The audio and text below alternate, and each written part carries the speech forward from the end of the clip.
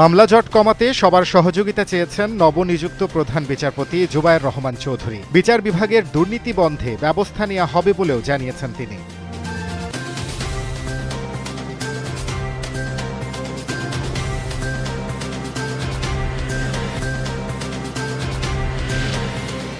ত্রয়োদশ জাতীয় নির্বাচনের মনোনয়ন যাচাই বাছাই শেষ হচ্ছে আজ। ৬ জানুয়ারি থেকে আপিল করতে পারবেন প্রাথমিক যাচাই বাছাইয়ে অবৈধ হওয়া প্রার্থীরা।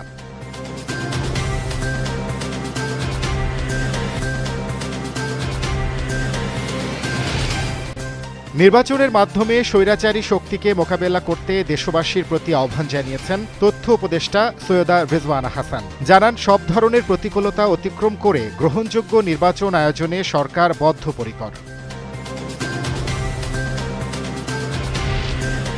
আগামী ফেব্রুয়ারি-মার্চে ভারত ও শ্রীলঙ্কায় বসবে আইসিসি টি-20 বিশ্বকাপ। জাকের শান্তকে ছাড়াই বিশ্বকাপের দল ঘোষণা করল বাংলাদেশ ক্রিকেট বোর্ড বিসিবি।